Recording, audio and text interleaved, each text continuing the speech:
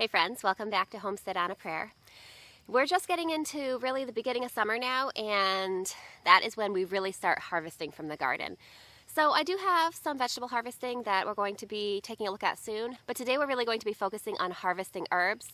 I have a lot of especially medicinal herbs that I want to harvest today, and a few culinary herbs as well. So you'll find with a lot of herbs, both medicinal herbs and culinary herbs, that if you harvest them often, you're going to get more overall harvest each year. So as you can see behind me, we have an abundance of mint. This particular mint is peppermint. This is going to be the first thing that we're going to harvest today. Now, of course, with any rule, there are always exceptions, but the general rule of thumb is that when you are harvesting an herb that you want for the leaves, you want to harvest it before it flowers. Again, as I said, there are exceptions. But with my mint, what I like to do is harvest it before it flowers. Now, it's not going to be too long before all this mint is going to start flowering. So what I'm going to do is I'm going to cut it off. I'm going to leave a few inches of mint stalk at the base, so that will allow it to regrow and we'll be able to get successive harvests the same year. But I want to go ahead and harvest this because once this plant flowers, it's going to send a lot of its energy into producing flowers and into producing seeds. And because we're using this mint medicinally, we want to make sure that we have the most plant energy possible in these leaves. If you're harvesting for the flowers, you obviously want to wait for it to flower.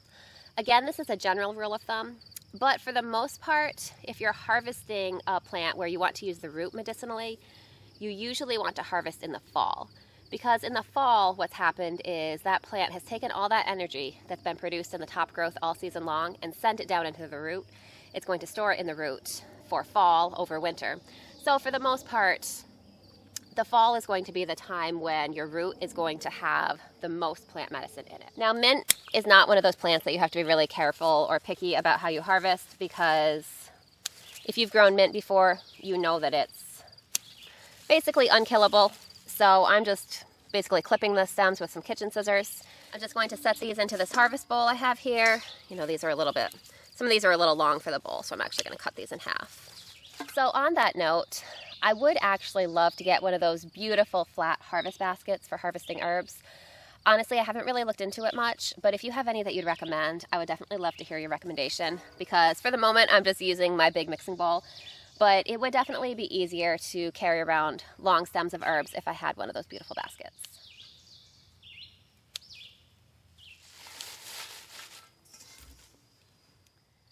Now, if you're new to using herbs medicinally, a great place to start is with some of your really familiar culinary herbs.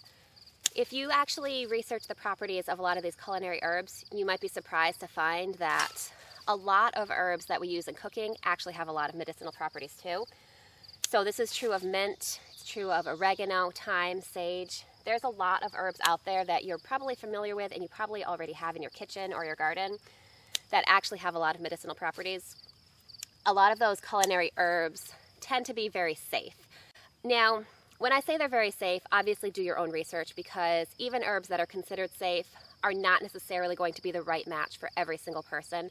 So you definitely want to do your research and pay attention to how your own body reacts to certain herbs.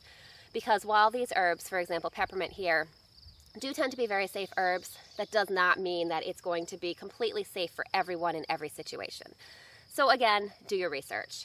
But culinary herbs are a great place to start because they're familiar. As I said, for the most part, they're safe. They're very accessible and for the most part also very easy to grow in your own garden. So I did mention that mint is easy to grow. A lot of people who grow mint might say that it's a little too easy to grow. You can see I have a huge abundance of it here. Now, mint is a great medicinal herb. My plan for this mint here is to dry this for tea. So I'm basically going to dry it just in these stems here, and once it's dry, I'm going to peel back the leaves from the stems. I'm going to crumple them up a little bit, and I'm going to store those in a jar, and that will be mint tea for us. And this is not going to be the extent of our mint for the year. As you can see, I cut this mint patch back pretty significantly. It's going to regrow, and we'll get another harvest just like this. Now, mint, thankfully, because it's so easy to grow, is a really useful medicinal herb. It's also really delicious, which is why I'm planning to use this mint in tea. Now, there are many different applications that you can use medicinal herbs, and today we're going to be focusing on herbs that I'm planning to harvest for tea purposes. So mint obviously is a great one. Even people that are not really interested in herbal medicine are familiar with peppermint tea because it's also just delicious. but mint does have a lot of medicinal properties as well. So I'm just going to give you a little bit of a starting off point and things that you can look into in a little more detail if you're interested. One thing is that mint is great for your digestion. There's a reason why in cooking, mint is often paired with fattier foods that might be a little bit more difficult to digest, because mint is really great for your digestion. If you have a little bit of an upset stomach, some peppermint tea can definitely help settle it. So mint's great for digestion. Mint is also great to use in fevers. It can really be a good support, especially if you combine it with some other medicinal herbs. It can be really helpful for fevers. Mint is also really useful for encouraging people to take other herbs that maybe don't taste as good. If you're making a tea with some less tasty herbs and you add some mint into it, that can really enhance the flavor of a drink and really make people more inclined to actually enjoy it. When you're using medicine, whether it's herbal medicine or Western medicine, any kind of medicine, it's not going to work if the person doesn't actually take the medicine. So making it palatable and actually enjoyable is a great thing too. So mint is generally considered a cooling herb. It can also be a warming herb depending on how you use it, so it is pretty versatile. But even just a little sprig of mint in some cold water when you've been working outside can really cool you down and just make your water taste delicious. So mint is a great herb to familiarize yourself with. So let's go ahead and take this really abundant harvest of mint and we're going to go start drying it. So we're just going to go ahead and dry this mint on the stem, as I mentioned before, and then once it's dry, I'm just going to go ahead and peel the leaves off the stem. So you can see I have my really handy hanging herb dryer here. I just have this hanging from a trellis in my garden. We're not supposed to get rain for the next few days. Since I am kind of limited on space in my house, hanging this outside in my garden has really been a great option so far this year.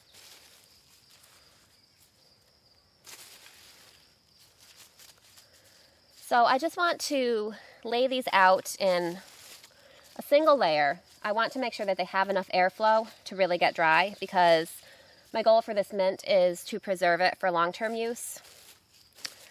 So I want to just make sure that it's going to actually dry rather than molding like it will if I just pack a lot of wet plant material in there all on top of each other.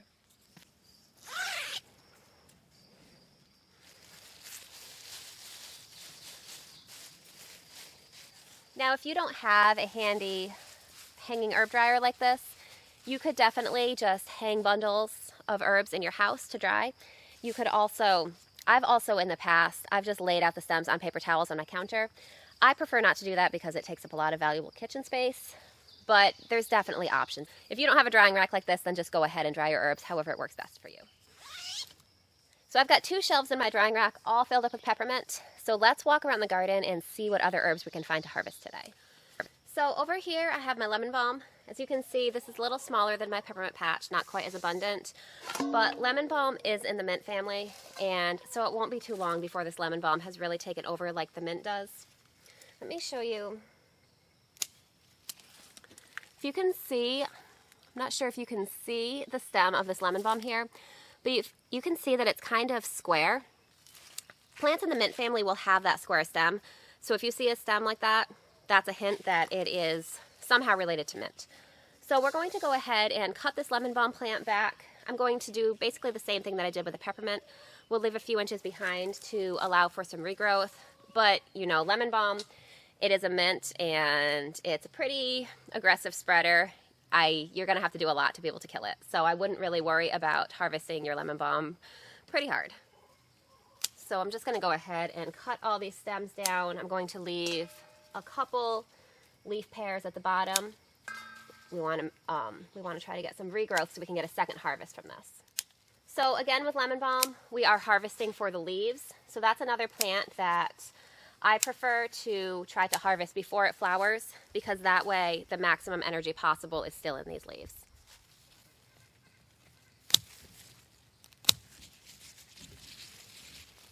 So we got a nice big bowl of lemon balm too, and smells so good. So we're going to go ahead and take this bowl of lemon balm and get this all set up in our hanging herb drying rack as well, and we'll talk a little bit about some of the benefits of lemon balm. So we're going to go ahead and get our lemon balm setting up drying right underneath our 2 levels of peppermint. So lemon balm, being in the mint family, does have some similar uses to peppermint. It is also good for digestion. It's also good for fevers. Lemon balm, though, is also very soothing to the mind. Lemon balm is a very calming and relaxing herb. So lemon balm can make a great addition to like a bedtime tea blend. It'd be great with some chamomile. And it's just all around a great herb. It also does have some antiviral properties. So adding some lemon balm, especially if you combine it with other herbs, can really be helpful if you're fighting off some sort of virus. Just help you feel better a little bit more quickly. We're going to go ahead and try to get this all fluffed out into one single layer, just like we did with the peppermint. Now, similar to peppermint, lemon balm is one of those herbs that really tastes good too. So it's great to take in tea form. Now, I will say the lemoniness of it comes out a little more strongly in the aroma than it does in the flavor, but it still does have a little bit of that lemoniness in the flavor as well. And I find that it's a good flavored herb. Now, the next herb that we're going to harvest and dry today is oregano. Now, I did mention that oregano does have some medicinal properties as well, and while that is true, my main purpose in harvesting this oregano is for culinary use. So I'm just going to harvest this basically the same way that I harvested the mint. We're just going to cut it down and gather it up in our beautiful harvesting bowl here, and then we're just going to take it over to the drying rack and we're going to let it dry. Oregano, again, I can see that it's starting to get ready to go to flower because it's starting to put out some smaller leaves kind of clustered at the top of the stem. So I want to make sure that I get this harvested before it's flowering. It's not quite as important with a culinary herb where you're not really looking for those medicinal properties to be as concentrated. But again, the same thing holds true with flavor. The flavor will be more concentrated if you harvest it at the right time. So I'm just going to go ahead and harvest this before it flowers, and then we should be able to get at least one more harvest off this oregano plant before frost too. So I'm just harvesting this exactly the same way we harvested the other herbs. We're just going to clip it down and leave a couple inches behind to regrow. Oregano is another herb that is pretty forgiving of being harvested and will regrow for us really easily. So we got a nice bowl of oregano harvested. So I'm just going to go ahead and pop that in our drying rack right above the peppermint. Now, one thing I will note with the oregano, I'm going to dry it the same way on the stem, and then I'll remove the leaves after. I'll crumble them up and put them in a mason jar in my spice drawer, and then we can use our own homegrown oregano all year. But what I like to do when I peel the leaves off the stems, I do like to save the stems. In my freezer, I always keep a little bag of scraps. I call it my broth bag. And I'll keep scraps from things like parsley stems, carrot peels, celery ends, things like that. Things that will add a really nice flavor to some homemade chicken bone broth. And I do like to throw my oregano stems in there as well, because when I make chicken bone broth, I really like to add some of those aromatics for some extra flavor. So I'm going to go ahead and do that. So let's get these drying in our drying rack. I think if I harvest anything else today, I might need to use the step stool to get it in here. But this oregano goes in fine. So once again, we're just going to spread that out in a single layer, let it dry. These will probably really just take a couple days to dry because they're going to be outside. I did hang this in the shadiest back part of my garden on the edge of the woods because I don't want these herbs to be drying in direct sun, especially when you're drying herbs for medicinal purposes, like the mint and the lemon balm. They have a lot of what are called volatile oils in them. Basically, it's what you would extract to make the essential oil if you were going for essential oils. And those can evaporate pretty easily with heat and sun. That's actually one of the main reasons why I prefer to air dry my herbs rather than dry them in a dehydrator, because I think it preserves the medicinal properties a little bit better. So as I said, we're hanging this in a shady area. Obviously, if we get rain, I'm going to go ahead and bring it inside. But it should really just take a few days for these to be dried through. Then we'll bring them into the house and package them up. So we've got all the herbs that I'm bulk harvesting today all set up and drying. I am going to go around. There's a couple herbs that only have a small yield right now. I'm going to go ahead and harvest those, and those I'm just going to bring right into the house and probably make a nice, delicious, fresh cup of tea with those. So down here we have a couple Tulsi plants. I don't know if you can even see the one back here. Tulsi is also called holy basil, and this is a really wonderful herb. So holy basil has a really delicious flavor.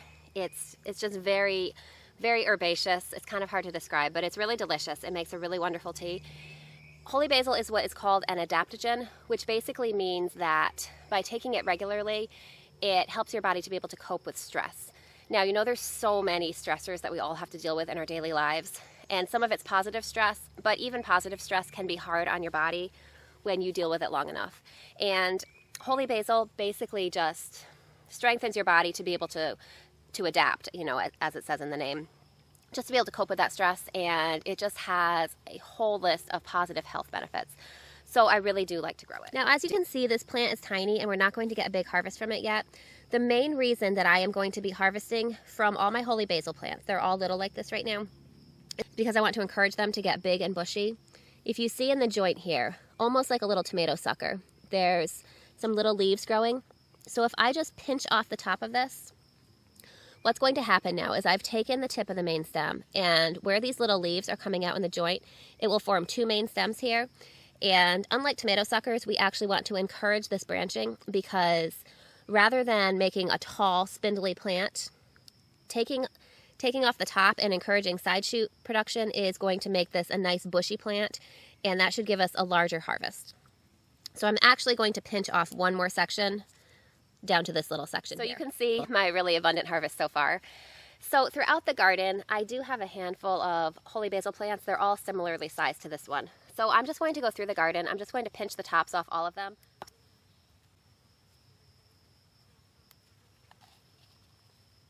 So you can see that I have these little tiny holy basil plants sprinkled pretty much everywhere throughout my garden. These make a great companion plant. They're great for attracting pollinators, and they don't take up a lot of space, so I like to sprinkle them in between my larger plants. So over here in the side yard garden, I have a few holy basil plants as well. So we're going to go ahead and harvest this, and I think I'm actually getting a little bit more of a harvest than I planned on. This might be more than I actually need just to make a nice little cup of tea. But we're going to go ahead and harvest all of these because it's going to encourage our plants to grow. Now, while I'm over here, I'm also going to check for chamomile blooms. I don't expect that I'll have very many because I did just harvest chamomile yesterday. But that's the same kind of thing where you want to keep harvesting as often as possible, because the more you harvest, the more you're going to get. Basically, the goal of any plant is to reproduce. So chamomile makes its flowers for the purpose of making seeds and spreading seeds so that there'll be a new generation of chamomile. If you harvest the flowers early on before it has a chance to actually set seed, that tells the plant your job's not done yet, you need to make more flowers so that you can then ensure future chamomile generations. So you want to go ahead and harvest that as often as you can, even though in the beginning you're really only going to get a couple flowers here and there. That's all I'm anticipating today, so I'm just going to go ahead and throw whatever I get into this little pot of Tulsi tea that we're going to have. Yeah, just a couple chamomile flowers, and they're really just on the very edge of being ready. So we're just going to take these and we're just going to throw them in with our holy basil just to give it a little extra boost. I'm actually really happy with our harvest today. I think that we harvested a great pile of medicinal herbs. Now, one thing I do want to mention, if you watched my last medicinal herb harvesting video, you know that in that video, we dried some plantain leaves and some comfrey leaves to make a medicinal salve. So I just wanted to show you guys, I did go ahead and take the next step towards turning that into a salve. I finally took my herbs, which were thoroughly dried by that point. I finally took those herbs and added some olive oil to them. So those are just going to sit in a dark place. They're going to infuse for about 6 weeks. Then what I can do is go ahead and strain the herbs off, and I can melt the oil with some melted beeswax, and that will just make a really wonderful skin salve. So I'll just show you a few clips here of just breaking up the leaves, adding them to the mason jar, pouring some olive oil on them. I will say, because I am just making this for my own personal use, I wasn't extremely precise with the ratio of leaf to oil. I just added just enough oil to cover the leaves.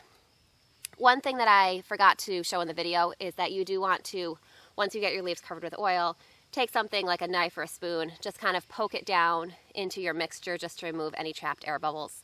That will just ensure maximum contact between the oil and your herb. So thank you guys so much for joining me today. I'm so glad that you hung out with me in the garden and that we got to harvest lots of my favorite medicinal herbs together. If you have any other favorite medicinal herbs, especially medicinal herbs that you grow yourself and like to use for tea, I would love to hear about your favorites in the comments below. Everything that I harvested today, we grew here at our house. They're all so easy to grow, very highly recommended, very versatile.